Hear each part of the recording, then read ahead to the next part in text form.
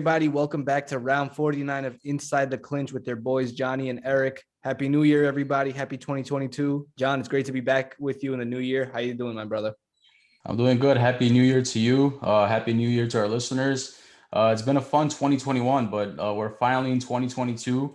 In terms of MMA, I feel like this year is going to be one of the best years thus far, man. It's so many good fights, so many good upcoming fights to look forward to. So 2021 was a blast, but I feel like 2022 is going to be even better. And especially with this COVID stuff, I feel like we know how to handle it now, and I feel like it's going to be a good year. Hey, man, we've been on a 4-week hiatus. I think technically 3. I think Ryzen was the only one that had an MMA event. But, they're not as popular here on the west side of the hemisphere. So, it's more of a Japanese promotion. So Japan, China, that kind of area, they've kind of been they haven't been as deprived from MMA as the rest of us have. But this weekend we do get the show back on the road. Guys, our website is actually updated at the moment. So if you need a place to keep up with the MMA schedule for 2022, be sure to check out InsideTheClinch.com. We have UFC events on there, Bellator events, One Championship, BKFC. Once PFL announces their 2022 schedule, we'll be adding that as well. So be sure to check that out if you need a place to keep track of your events.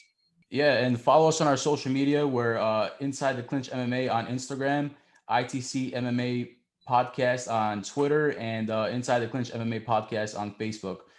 We have daily content, interviews, highlight clips, all that good stuff. So give us a follow and engage with us. So we have a good episode planned for you guys today. We're going to share some of the 2022 ideal matchups that we're hoping to see at some point in this year. But before we get into that, we're going to break down the UFC Fight Night main card that's going to be going down this Saturday, January 15th on ESPN Plus, headlined by Calvin Kattar and Giga Chikadze. What a fight, man. Honestly, though, besides the main event and maybe the co-main, it's not the most stacked card, I have to say. They're not starting off the year on the strongest foot. It's not the most stacked card, but we haven't had UFC in a couple of weeks, and it feels so good to have it back because like these weekend, like I look forward to the UFC or Bellator or any MMA promotion putting on fights, and not having it kind of feels like something is missing in my life. So it's good to have it back this weekend, and we'll definitely cover it all for you on this episode. So let's start off with the main event and work our way down. So as we mentioned, Calvin Kattar will be taking on Giga Chikadze. Calvin is currently number 5 and Giga is number 8. Calvin is 2-2 in his last 4 fights, and Giga is currently 7-0 in the UFC with a total record of 14-2. To be honest, I'm not expecting this fight to go down to the ground at all, unless, some kind of slip of some kind and one of the fighters takes advantage of the opportunity. But both guys are phenomenal strikers. But in my opinion, I think Giga Chikadze is a more diverse arsenal of tools. We've seen his kicks, his liver kicks. They just put guys down. Like I've never seen someone generate that kind of power to just drop so many of his opponents with that kind of a kick. I do think he has more power. But look, Calvin Kattar is not someone to count out either. I know he had a couple of rough fights, with Holloway. He didn't look too great. But hey, the guy's still a tough prospect. Who do you think has more power, Giga or Kattar? I think Giga has more power.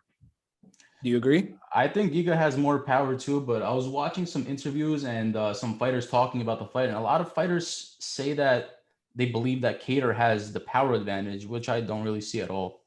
I mean, look, maybe Kattar has the heavier punches, but I think Giga definitely has a stronger kick, and generally speaking, a kick generates more power than the punch. So I think it's going to come down to who's more accurate and, who can dictate the fight, because like I said, both guys are very high level strikers.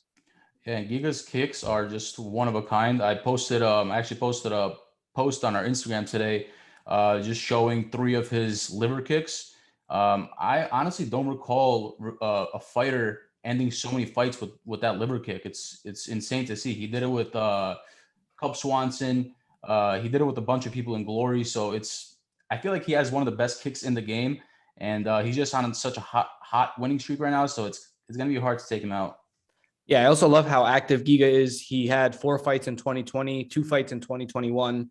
I'm hoping to see him active this year. I think with a big win here, he can definitely talk about title challenge. I think with a big win here, he can definitely talk about challenging for the title. The guy's been on a hot streak. Like I said, 7 in a row in the UFC, undefeated. Let's see, he got 4 decisions, but the last 3 were TKOs. So if it's showing you anything, the guy's improving, whether it's his power, his technique, he's finishing the fight. He's beating big names, Cub Swanson, Edson Barbosa, Erwin Rivera. So he has quite the resume. Yeah, and the way he's beating these people, he's making them look like they don't really belong in the octagon with him. So, and on top of his 7-0 in the UFC, he's also on a 9-fight winning streak. He lost that fight in his debut. Well, it wasn't his debut; it was the Dana White Contender Series. And since then, he's been on a 9-fight winning streak, destroying everybody in his way. So it's gonna be fun to see what he does with Calvin Kattar. Look, in my opinion, the only way Calvin Kattar probably gets the win is if he can somehow out-grapple Giga and get a submission. I know, as we saw in that fight, Giga isn't the best, he doesn't have the best jiu-jitsu, so maybe Kattar can squeeze out a submission somehow, but he's not the best submission artist himself. Like I say, he's more of a striker. So I'm going with the Georgian, Giga Chikadze, on this one. How about you?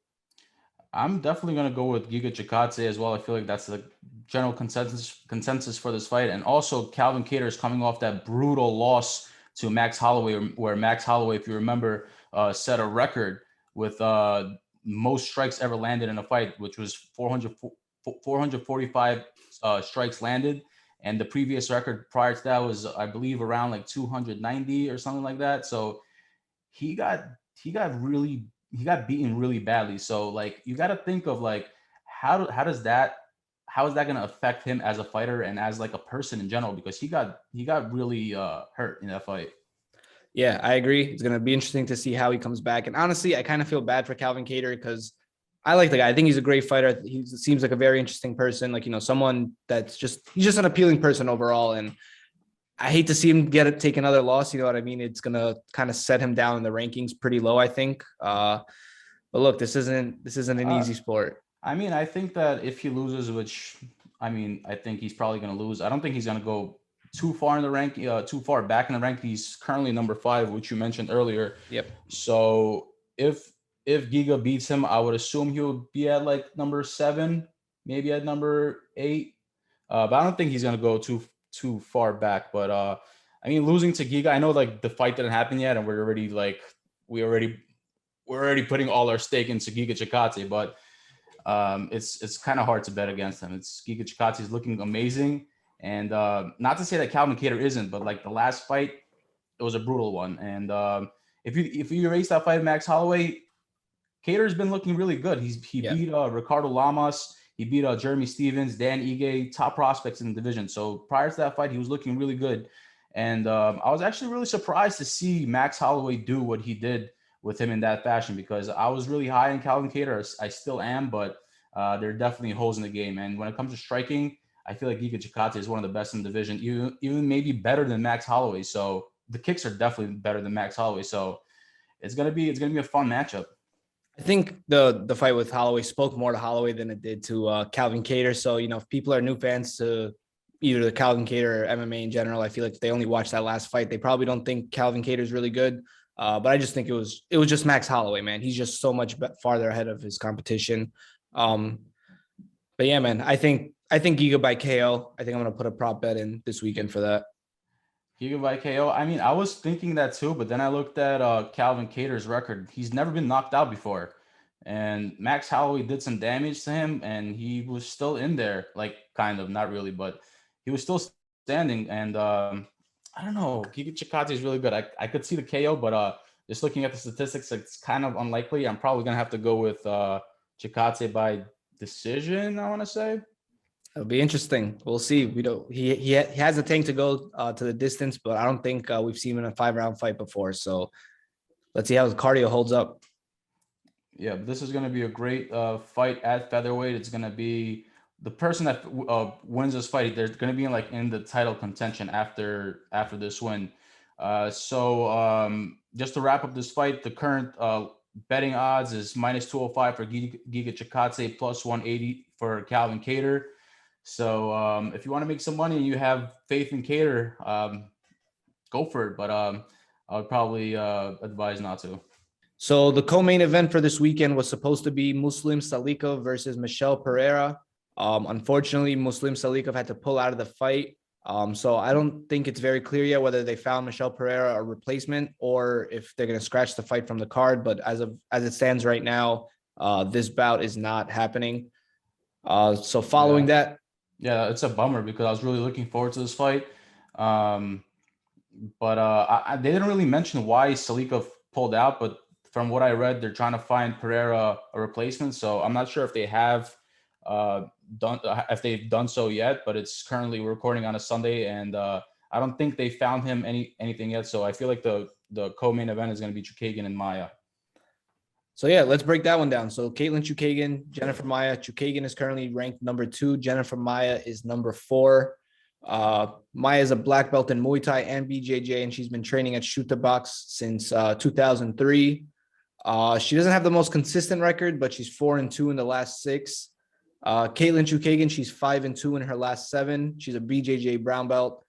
In my opinion, from the tapes I just rewatched, I feel like Jennifer Maia is the stronger fighter here. I think if she can get the fight to the ground or even against the cage, I think she's going to be able to dictate and kind of control Katlyn Chookagian around pretty much at will.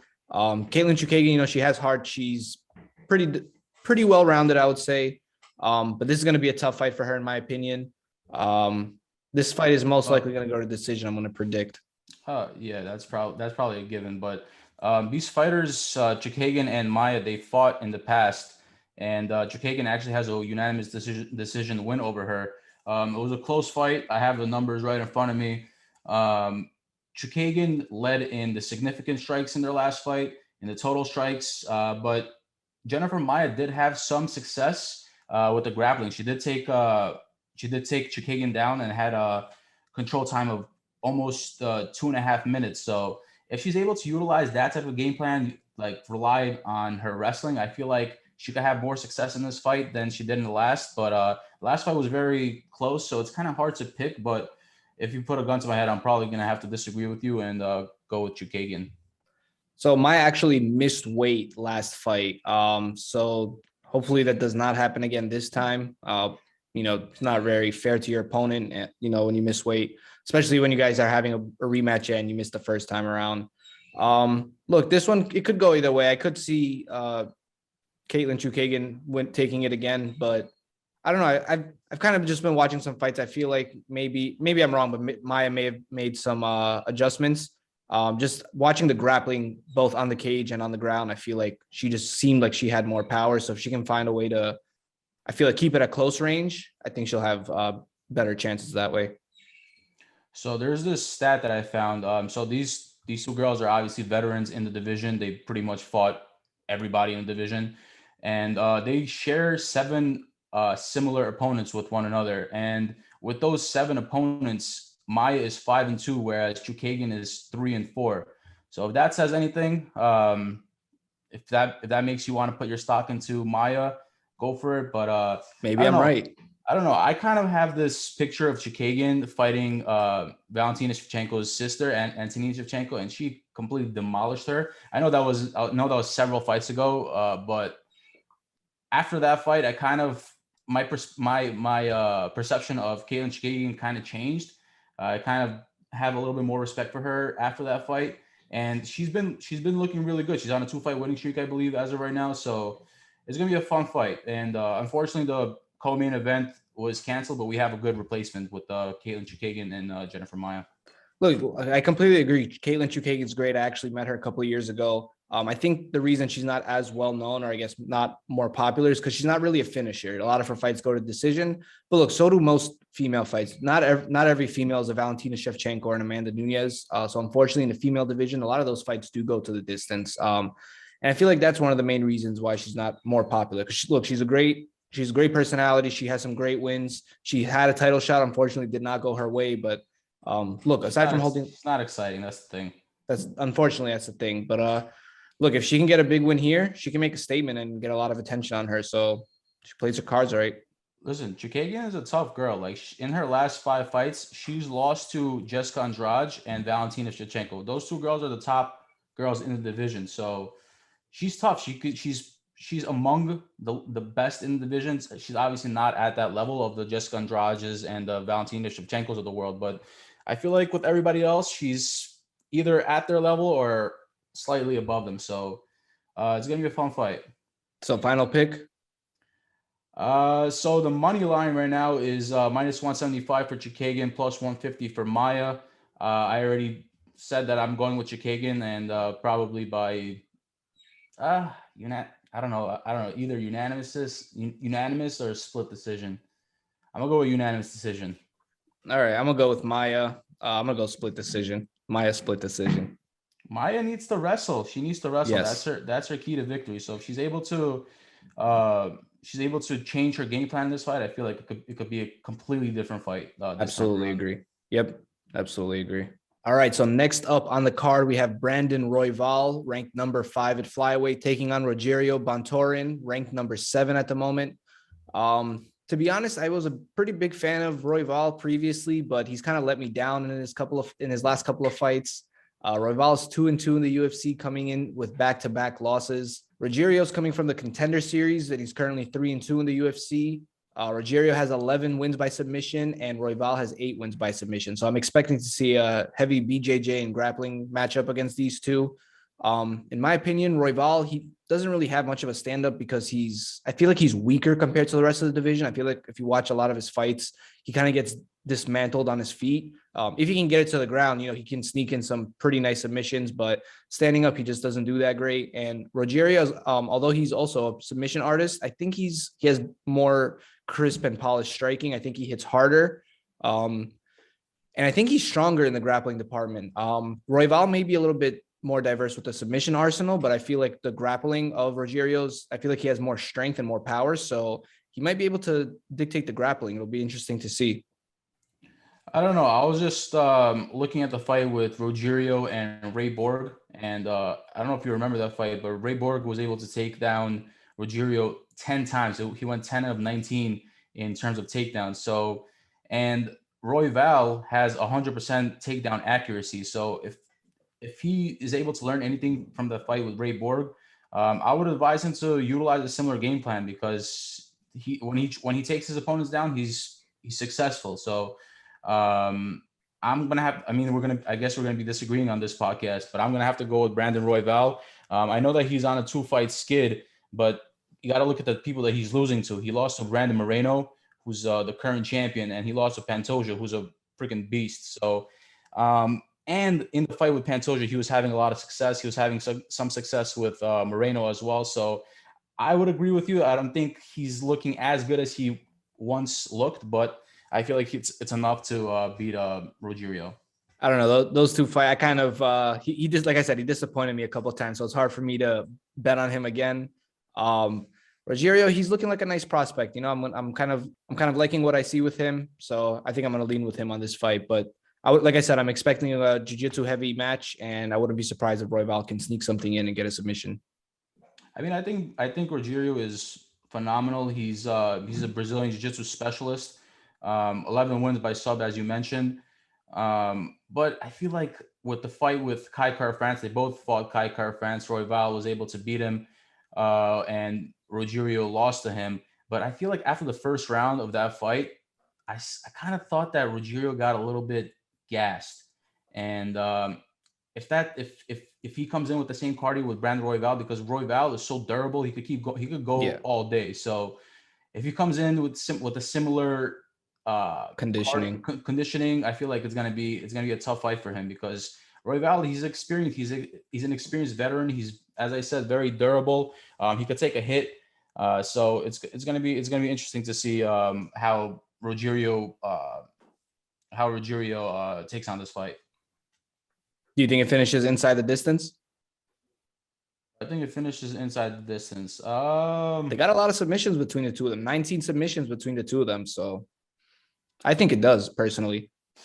I mean, I wouldn't be surprised if it finishes by submission. I'm probably gonna have to go with decision as well. I know I keep saying that, but I feel like this is gonna go to decision. But I wouldn't be surprised with a submission. Both of these, as you mentioned, two well-versed Brazilian Jiu-Jitsu athletes. So it's gonna be a fun fight.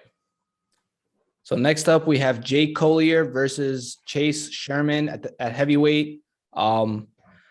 Like I said, man, not the prettiest card if you're looking on paper. A lot of these fighters kind of have losing records. So Collier is 4-5 in the UFC, while Sherman is 6-7 in the UFC. This fight, honestly, I don't think is going to be too exciting personally. Chase Sherman, he was a bit more interesting, but after his last couple of fights, I feel like he's not as exciting as I once thought he was. Now that he's slowly climbing up the level of competition in heavyweight. Um, to be honest, I don't really have a dog in this fight, but if I had to pick one, I'd probably lean with Jay Collier in this fight. But I'm not really impressed with either fighter. We have Chase Sherman, who lost to Andrei Arlovsky, and I think I've made it pretty clear that I don't think Arlovsky's as good anymore. So if you have a loss to Arlovsky these days, kind of don't. I mean, Arlovsky's on a winning streak, no? Yeah, but it's I don't know. I'm not the biggest fan of Arlovsky. Admittedly, you can call me a hater if you want, but I'm not his biggest fan. And if we look at Collier, he lost to Tom Aspinall, who's a good prospect. He lost to Carlos Felipe, who isn't horrible. Carlos Felipe is good, but not the top of the division. And looking at the UFC wins, he has a win over John Vellante, who isn't the biggest name and who isn't really the best. I'm not impressed with either resume, but if I had to pick one, I think I'd have to lean with Collier. Yeah, this is one of those fights I was kind of undecided as well. If you look at both fighters, if you look at their attributes, they're very similar. So they're very similar in height. Collier is 6'3", while Sherman is 6'4". The weight is very close, 265 for Collier, 256 for Chase Sherman. The reach is almost identical, 78.5 inches for Collier and 78 inches for Chase Sherman. And they're also very close in age. So if you look at the attributes, they match up very well. Virtually identical. Virtually identical, yeah. But I'm probably going to have to disagree with you on this one once again. Probably going to go with my boy Chase Sherman. I think you and I are going to do a lot of side betting this weekend, my friend. Chase Sherman, bro, he has 14 knockouts. I'm going to have to go with Chase Sherman by KO. Yeah, I wouldn't be surprised if that's the case. Like I said, I don't really have a dog in this fight.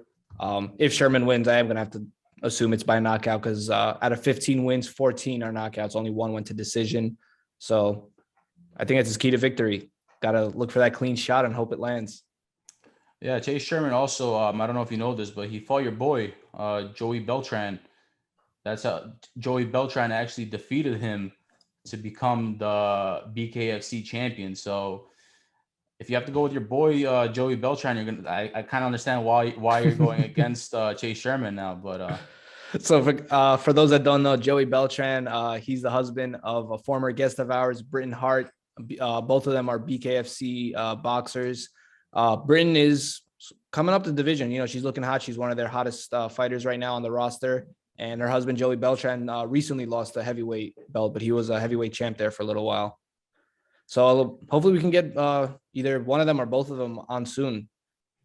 Yeah, and for if you guys still don't know her, she's the girl that fought Paige Van Zandt. She beat Paige. She's not a feeling. Yeah, she's not a. What did she say? I'm not a person. I'm a feeling. Something like that. Not a person. I'm a feeling. The girl has a very interesting personality. I mean, I really enjoyed talking to her during our interview. She's very one of a kind, to say the least. But her and Joey Beltran, cute couple. I don't know, but in terms of the fight, I'm gonna have to go with Sherman. So the first fight that's going to be on this weekend's main card is Bill Algeo versus Joanderson Brito. Brito is making his UFC debut after coming off of Dana White's Contender Series. Algio is 1-2 in the UFC at the moment. Brito's coming in on a 10-fight winning streak. Prior to that, he had a draw and another win. Algio has a slight. I believe it might be even 11. There was a win and then a draw. So I counted it after the draw. If you don't count that draw, then yeah, it's an 11-fight win streak. Half by knockout, half by submission. I think he only had one or two that went to the distance. So the guy's a finisher. The guy looks great. Algio, I believe, is in his early 30s. Brito, I think, is in his mid to early 20s. Looking at the records, Brito does have a more impressive record. He got a lot more finishes. He's on a much longer streak. And Algio just hasn't been looking too good since he joined the UFC. So I think Brito's going to win, and I'm going to have to say inside the distance. Yeah, this fight is a classic striker versus wrestler matchup, with Algio being the striker and Brito being the wrestler. But it was an interesting stat that I saw. So in his last 3 fights, Algio gave up 17 takedowns.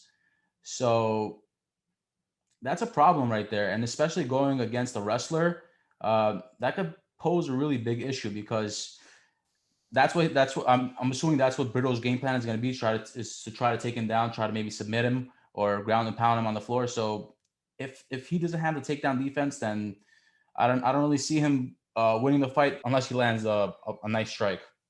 Yeah, I'm gonna have to go with Brito. He's, I think if you go on the UFC website, he doesn't have a picture on there yet because, like I said, he's making his UFC debut. Watching his tape, the guy has a lot of power. The guy, when it comes to grappling, he has good like hip placement. He knows how to balance out his weight, how to get into the good positions. Personally, I liked what I saw. Bill Algeo, look, he's not the worst, you know what I mean? But his record as of late isn't looking too pretty. And I guess a little bit of recency bias, if I may admit, but hopefully he got his stuff together, but I'm gonna have to go with Joanderson Brito in this fight. Yeah, I mean, I was a little bit higher on Algio in the past, but lately I'm not really impressed with his performance. And something interesting to note is that Algio does have a significant advantage in terms of height. He's 6 foot while Brito is 5'6". So if he is able to use that to his advantage and keep him at a distance and strike with him as opposed to grapple, I feel like he could have some success in the fight. But I don't know. Looking at his past few fights, especially with Ramos, where he got taken down 8 times, it's kind of hard. It's kind of hard to bet on Algio. So I'm gonna have to go with Brito, probably by some type of finish.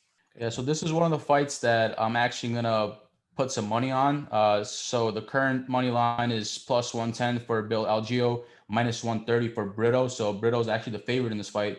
I checked that a few hours ago, so I don't know how the odds are gonna be closer to the fight. But as of right now, Brito is the favorite in the fight. So if you want to make some money, this is probably gonna be my pick of the week. Bill Algeo by, I don't know, some type of finish. So, guys, that's this weekend's UFC Fight Night going down Saturday 15th. Prelims will be at 4 p.m. Eastern on ESPN Plus, and the main card will begin at 7 p.m. Eastern on ESPN Plus as well. One thing I do want to point out before I move on, I'm very surprised Brian Kelleher is on the prelims and, towards the bottom of the prelims. They've had him on the main card before. I feel like he's starting to become a more well-known personality. So I'm a little bit surprised that he's so low on the card. But yeah, just wanted to point that out. I'm looking forward to his fight this weekend as well. I didn't realize that, but Court McGee is also on the prelims, which is surprising. Gabriel Benitez is also on the prelims. So yeah, that's very interesting. Yeah, so it's very interesting to see how they place these fighters. I guess maybe they're trying to have a more exciting prelims, but that's kind of surprising to see. Yeah, maybe they're trying to put on a bit of a show for the ESPN Plus subscribers in the new year, but look, like I said, I'm mostly looking forward to the main event that we have this weekend.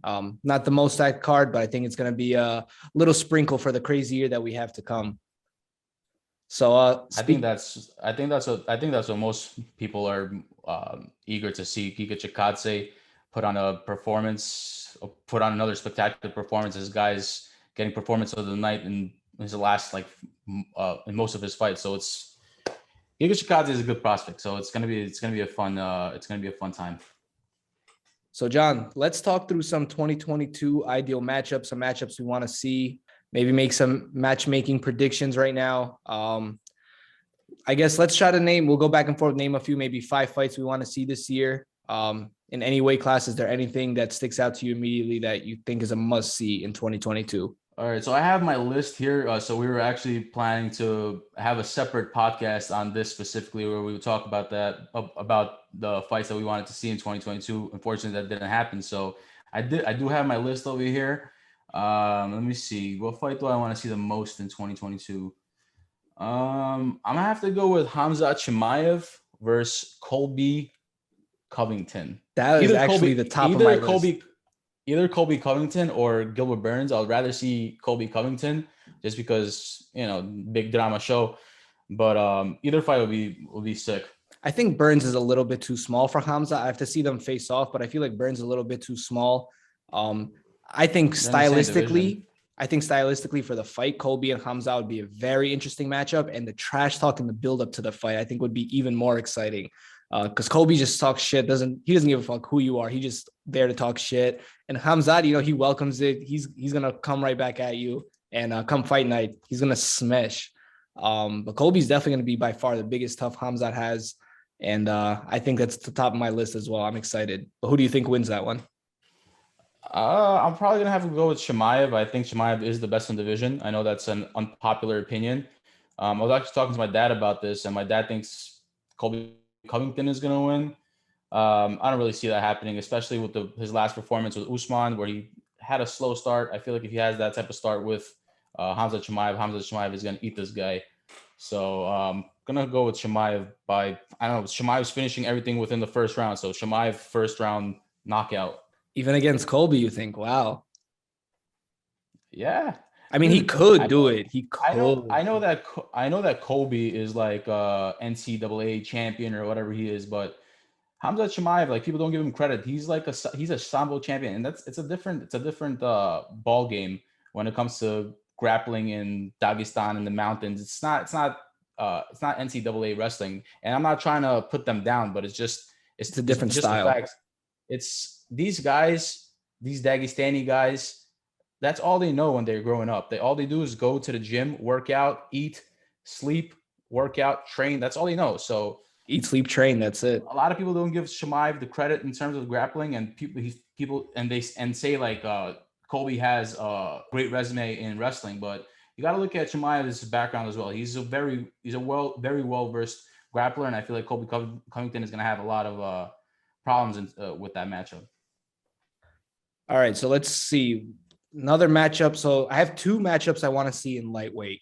Obviously, I really want to see Islam Makhachev versus Charles Oliveira. I think that's going to be a great matchup. They're both pretty decent strikers and very great grapplers and submission artists. But also, I was thinking I want to see Rafael Fiziev, and I'm on the fence if I want to see him in there with someone like Tony Ferguson or if I want to see him in there with Islam as well. But I think Fiziev, since I said Islam and Oliveira, I kind of want to say Tony Ferguson and Fiziev. I feel like that's going to be a grimy, dirty fight, and I'm expecting a lot of blood in that one. I think that fight is a little bit outdated. Tony Ferguson doesn't really look himself anymore. I think Fiziev is going to honestly dismantle him. But the fight with Fiziev and Islam Makhachev, I know that we spoke about this in a previous podcast, but that fight would be fireworks. We have Islam Makhachev, who's pretty much good everywhere, and we have Fiziev, who's a phenomenal striker. Some say one of the best strikers in the UFC. So I would probably want to see that fight more as opposed to the fight with Tony Ferguson. I know Tony Ferguson's talking a lot of shit lately, and I don't know. I think it's time for him to consider retiring. All right. Do you have any other intriguing fights on your list you want to share? Yeah. So I know this one is definitely on top of your list. Sterling versus Jan 2. Come on, man. That fight just got announced. I am looking forward to that fight. I've been looking forward to that fight for 2 years, ever since their first fight. We were supposed to get it last year. Unfortunately, Sterling did have to pull out due to a medical injury. So hopefully, no excuses building up to this fight. He was using his neck as an excuse, and prior to that, he didn't eat breakfast, or he didn't eat this, or it's just like, yeah, shut up, Clown Jermaine. His pull out in the last fight was very sus, as his career has been this past year. The best part was that he was talking shit to Jan after he pulled out of the fight. So, like, I don't get this fucking guy, man. The thing is that he says that he had this injury for a very long time. So he knew he had this injury when he signed up to fight Jan. And I kind of expected him to pull out. Jan kind of expected him to pull out. And that's what he did. So I'm glad that is it officially booked? Do they have a date for the fight? Yeah, we just posted. I think it's UFC 272, if I'm not mistaken. We just posted it on our social media this weekend. So it's newly announced fight. Yeah, so that's a fight that I'm definitely excited for. Hopefully, Jan is a little be an smarter execution, man. He's a little smarter this time around and is more controlled and not reckless. Like, that was a very stupid loss on his part. So I hope he gets his shit together, doesn't pull anything stupid like that, but. If he's able to do that, I feel like it's going to be easy walk in the park for Petr Yan. Look, I think you can make a very strong statement that Petr Yan is the pound for pound champ in the UFC. You have people like Usman who have fought harder. You have people like Usman who have fought tougher opponents and have a bit longer of a resume. But in my opinion, watching Peter Yan is just like watching MMA art. It's just so beautiful to watch this man in the fucking octagon. It's just gorgeous. I love watching him, man.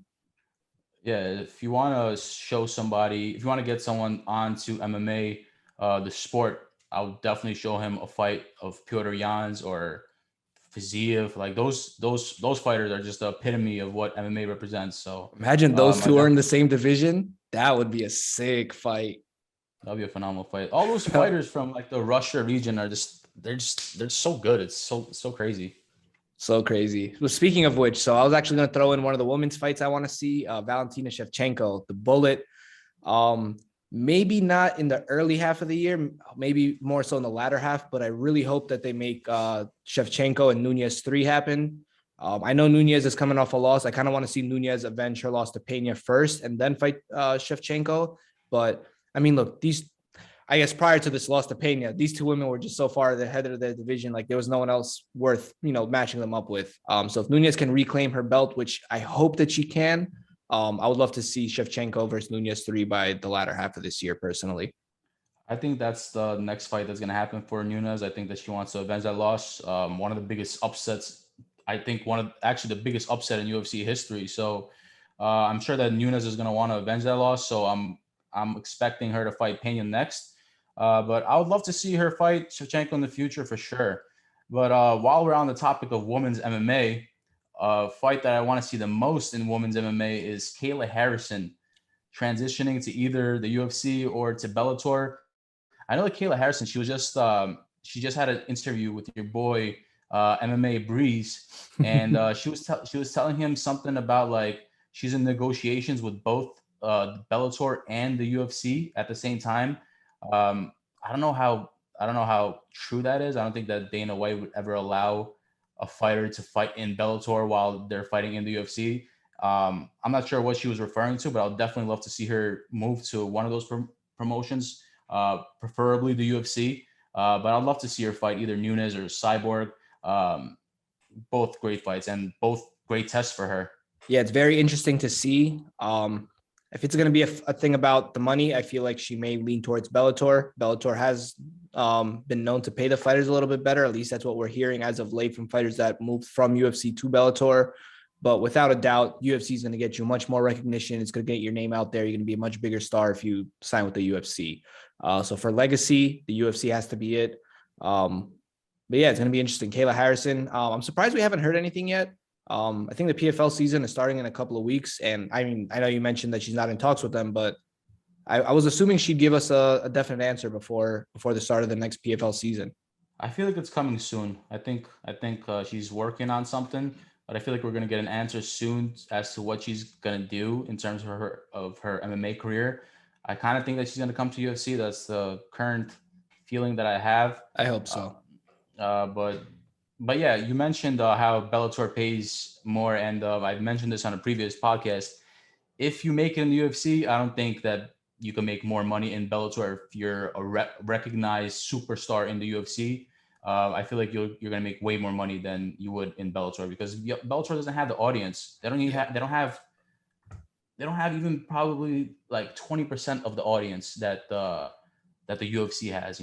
So it's a big discrepancy in terms of the amount of people watching it. So if I was Kayla Harrison, I'll definitely go to UFC, get her name known, destroy those girls, and make a name for herself. Yeah, and if I can add to that, what you just said about the fans. So I've been to a few UFC events, but only one Bellator event. Maybe it was just coincidence on that one Bellator event, but the quality of the fan was very different as well. Like the UFC fans, they were like, you can tell they were more like diehard fans. Like they followed the sport a lot closer. The Bellator event I went to, that was at Mohegan Sun.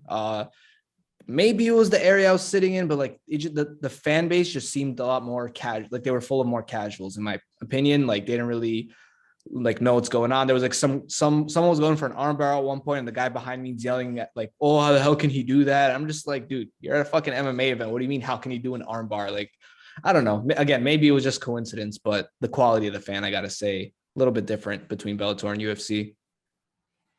Yeah, but I'm excited to see what Kayla Harrison is going to do. One of the best female fighters in the world, one of the best combat sports athletes in the world. So it's going to be interesting to see what she decides.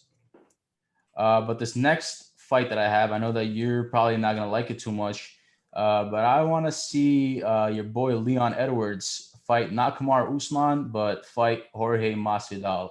You know, they have that beef going on with one another with the two-piece and a soda with Jorge Masvidal slapping him up. And I feel like that's going to be an exciting fight. And let's be real, Usman is kind of boring. So, I mean, I know that Edwards would rather fight for the title, but as a fan, I kind of want to see the fight with Jorge Masvidal. Look, I think you know me, I would rather Leon fight for the belt. The problem is if Leon wins the belt, we're not going to see the Masvidal fight because I don't think there's a chance Masvidal gets a rematch for the belt, at least not anytime soon. He needs to get a few wins under his belt because he's coming off to back-to-back losses to the champ. So he's going to need, in my opinion, at least 2-3 nice performances before he gets to the belt. So in terms of timing, I would agree with you, but I can't really say I want Leon to take that fight first. Well, if Usman remains the champion, then Masvidal is definitely not going to get the fight. So if look, if Leon loses, then I think that's definitely the fight to make. If assuming Leon loses to Usman, I think that's definitely both guys just coming off of losses to him. They have beef. There's a history there. If you want to gamble on Leon losing, then maybe do the Usman fight first and then Masvidal. Yeah, that's a fun fight. Another fun fight with Masvidal would probably be with Colby Covington. I know they have beef as well. I think Colby dismantles him. I think Colby dismantles him as well, but Colby just has beef with everybody. He was talking shit the other day about Dustin. I mean, that might have been an old video, but he's talking shit. Yeah, it was like, what did he say? He was like, yo, your wife has fake tits and you're a horrible father. Where do you even where does he get this shit from? Like, he just goes for the throat, man. It's so funny. Gives no fucks. So, John, I have 2 more fights I want to hopefully see in 2022. The first one, you may not necessarily agree, but at middleweight, I want to see Darren Till against Paulo Costa. I think stylistically it's going to be a great fight, and similar to the other fight, I think it's the build-up is just going to be hilarious in this. Darren Till's a troll. Paulo Costa, I feel like he tries to be a troll, but he just ends up sounding very stupid a lot of the times. Darren Till, I was a very, very big fan of his when he joined the UFC. I thought he was going to be a champ, but he's been underperforming as of late. And Paulo Costa, in my opinion, is one of the, I don't want to say most overrated fighters, but he's very, very overrated in my opinion. So I think Darren Till, look, Adesanya has been calling for a fight with Darren Till, which is very ironic because Darren Till unfortunately has been losing. But stylistically, Izzy and Till, I think that's a matchup that fans have been waiting to see for years. So if Darren Till can beat Costa, I think that might be his ticket to the championship because Izzy has been waiting for him to get that, one nice big win. And if he can beat Paulo Costa, I think that may satisfy Izzy. I think that fight makes a lot of sense, especially with where they are at this point in their career. Costa is not doing so well, coming off losses. Can't even do arm lock. Yeah, you can't do an arm lock. And Darren Till, he was looking great. People thought he would be a future champion, but he's not really looking amazing as of late. So I feel like it's a good time to actually make that fight. And I honestly, I never thought of that fight, but now that you mention it, it does sound like a really good fight. Yeah, like I said, the fight itself is very interesting, and the build-up, I think it'll bring a lot of attention. They can definitely put the two of them on a trash talking tour together with Colby and Hamza, and I think they'll get a lot of views on that. But one more fight I want to see, hopefully in 2022. So Yuri Prochazka, who we know is going to be fighting for the belt soon against Glover Teixeira. I'm hoping to see him against Magomed Ankalaev. Magomed is one of the... Prochazka? Yeah, I want to see Prochazka versus Ankalaev. Ankalaev is one of those guys that's been quietly taking over the division. Like, he's just been finish after finish. Ian Cutelaba twice. I forgot who his last opponent was, but good fight. The dude is just... Both of those guys are really good. Yuri Prochazka, he just has elbows like a samurai sword. Like, it's crazy.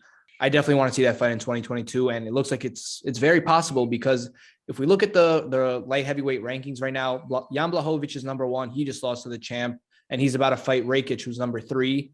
Yuri is number 2. Well, while we're on Jan looked freaking horrible in his last fight. So yeah.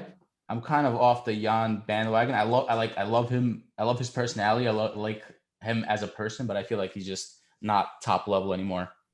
The only other people that are ahead of Ankalaev are Thiago Santos, who hasn't been looking amazing, and Anthony Smith, who recently, got his shit together. He's been looking a little bit better in his last fight. So I think Yuri versus Ankalaev would be a great fight. I Maybe think a great first title defense if Ankalaev can get a win sometime soon. I think that Ankalaev and Prochaska are actually two of the best in division. I know that they're not the champion. We currently have Glover Teixeira, and that's actually a fight that I was going to mention. Glover Teixeira versus Yuri Prochaska, but I'll definitely love to see Ankalaev versus Prochaska a lot more than that. Now that you mention it, but yeah, that'll be sick. I think that Yuri Prochaska is going to be able to take out Teixeira, and that could be a possible fight in the future for sure. I don't even want to pick a side between Ankalaev and Prochaska. I don't know if I can do that, man. It's going to be a tough one. Yeah, I'm gonna have to watch some film and look at like the stats and stuff because that's a hard fight to predict. Very. I don't know. Who would you pick though? I just said I don't want to pick. Don't ask me, bro. Don't ask me. Go to your fucking head right now. Who do you pick? Nah. Shoot me, man. I don't know. Shoot me. I don't know. I can't pick. I really can't, bro. It's crazy. That's a really exciting matchup in my opinion. I don't know. Yuri's. I don't know. I'm going Ankalaev. I don't know. I can't pick. Yuri has his elbows are very interesting, and if you watch the way Yuri trains, it's like very holistic training almost, if you want to call it. He's like in nature. He's punching tree bark until the bark like falls off the tree. He's in the freezing water in the rivers, swimming for his cardio. Ankalaev is just a savage. Like I can't pick between the two. It's impossible. That'd be a sick fight. I can't even imagine what the money line would be on that. I think that if everything goes according to plan, I feel like that's a fight that we might see this year for sure.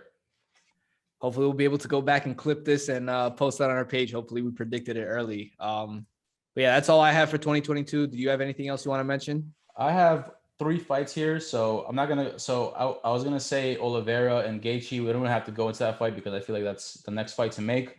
But a fight that I want to see, and I'm sure that you would love to see as well.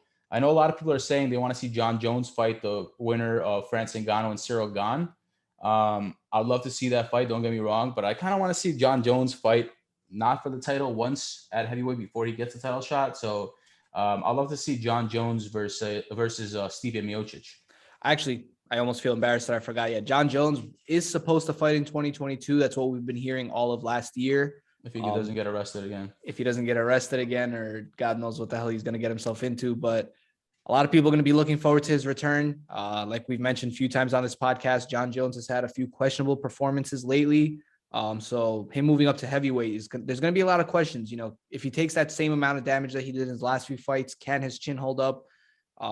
Is Jon Jones the same savage that he used to be many years ago? And I'm sure this layoff that he's currently on is not helping anything. He's not helping his cause at all because he's getting up there in age. I know that he's not old yet, but he's been in the game for a very long time. He's in his mid-30s, man. His age is catching up, and he's had a lot of, gaps in between his career, unfortunately. Like, he's had some long layoffs. Yeah, he's definitely not the same Jon Jones that we're used to seeing. It's true. It's as you like to say, what do you like to say? It's the truth.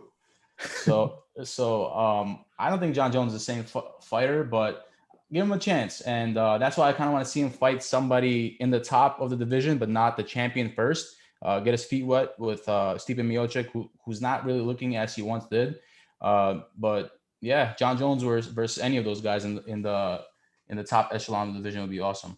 Yeah, I think I would love to see him fight Stipe first, and I would like to see him fight Francis. I feel like Gane.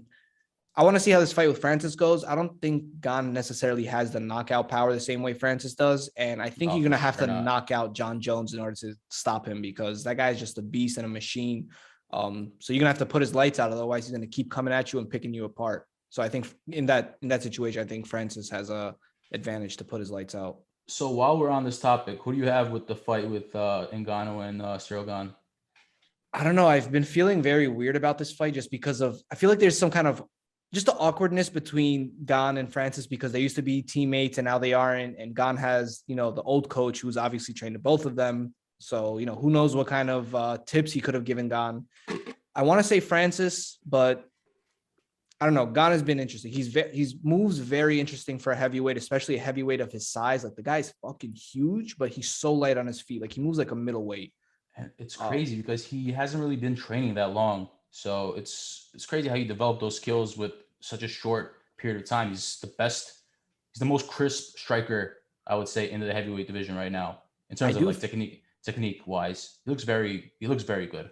I do think Gon has a bit more fight IQ. It seems like it looks like he picks his shot a lot more carefully, and he's not necessarily going for the knockout punch like Francis is. He's going to touch you up and accumulate the shots. And if he can't get the finish, then at least it looks good on the judges' scorecards. Which this fight might go the distance. You never know.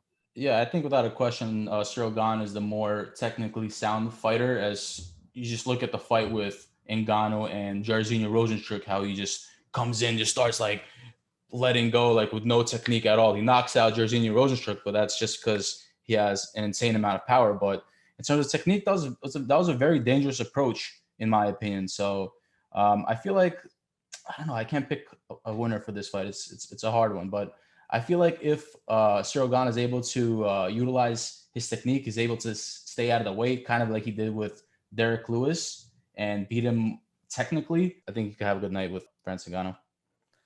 It's gonna be. So you putting your money on Cyril? Is that what it sounds like? I'm not putting my money on anybody in that fight. I'm just gonna sit back, have a beer, and enjoy the fight. I'm with you, man. Hopefully we'll get together for a beer for that one. Yeah. So before we wrap it up, I have one last fight that I'd love to see in 2022, and that fight would have to be Dominick Cruz versus Jose Aldo. I can get behind that fight. I feel like it's a good time in both of their careers to make that fight. Jose Aldo is looking great. Dominick Cruz is coming off an impressive win. So match them up. I want to see who's both legends in the division and in the sport. So I feel like it's a fight that we have to see before they both call it quits. Yeah, I agree. They're both in very similar places in their career. That matchup would not have honestly come to my head, but I completely agree. I think it's a great matchup. It's not going to be a title fight, not necessarily a top, title contention fight, but it's going to be a big fight for bantamweight. They're fighting in, right? Or featherweight? Featherweight, I believe. So it's going to be a big fight at featherweight, whichever division it's in. You have two big names. Even though they're not highly ranked, they're Dominick Cruz, former champion, Jose Aldo, former champion. So former champ versus former champ, both looking good as of late. Yeah, two legends. I think I'm going to lean with Aldo in that fight if it were to get set. How about you? I don't know. It's another one. It's another hard fight to pick. I'm probably gonna have to go with Aldo. Aldo's looking nice as of late. So is Dominick Cruz, but Dominick Cruz had a rough first round in his last fight. I'm gonna go with Jose Aldo. One thing I have to say though, so if Aldo's last couple of fights, as we've mentioned on a previous podcast, he hasn't been utilizing his kicks as much. He's been focusing in boxing heavy training camps for his fights, which, he's looking great. His hands are looking very crisp, but I think he's going to have to implement leg kicks in order to immobilize Dominick Cruz, because Dominick Cruz, the reason that he's as elusive as he is, it's his awkward and unorthodox movement. And I think if Jose Aldo can chew up the legs the same way he did to like Uriah Faber back in the day, I think he can slow down the movement of Dominick, and it might make him an easier target. Listen, a thought just came to my head, and I know that you're not a supporter of this, but Dominick Cruz was talking shit about DC, and I don't love DC, but we spoke about this. I don't know if we spoke about this on air or off air, but I thought it was very uncalled for him to say those things that he said about DC to the public. He could have those opinions about DC. That's totally fine. And what I'm referring to is that he basically said that DC doesn't watch the fights, or he's not knowledgeable about his homework. He basically say he doesn't know what he's talking about. And that's fine. I know that you have a similar belief to him, and I kind of share that belief in a way.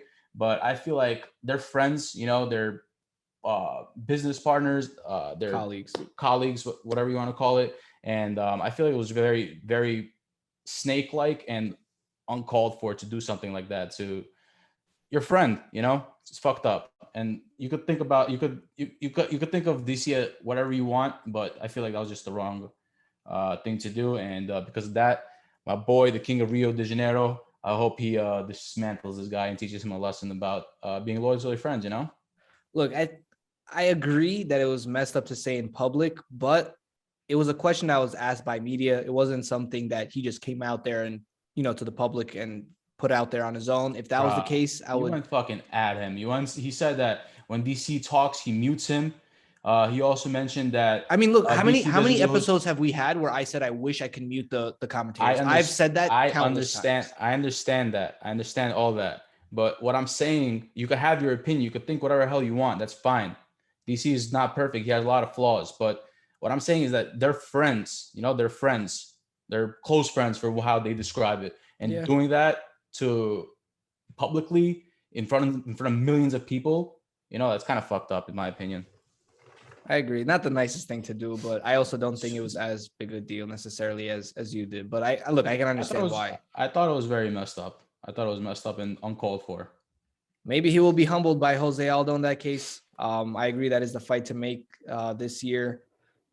So if you don't have any other matchups, I think we just threw out some great ideas. I really hope Sean Shelby and Mick Maynard listen to this episode because I think we just gave them some great fights to track down for this year. I'm sure they will. What else are they doing with their time? Listening to Dana?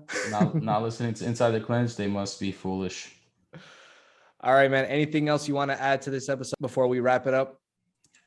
No. Just that I'm very excited for the UFC to return. We've been waiting for this moment for the past couple of weeks. And sorry to the audience for not having a podcast last week. We were both going through something, so we weren't able to release it. So thank you guys for listening, and catch you next week. As always, don't forget to like, subscribe, and comment on the platform that you listen to us on, and follow us on social media. On Instagram, we are Inside the Clinch MMA. On Twitter, we are ITC MMA Podcast, and on Facebook and YouTube, we are Inside the Clinch MMA.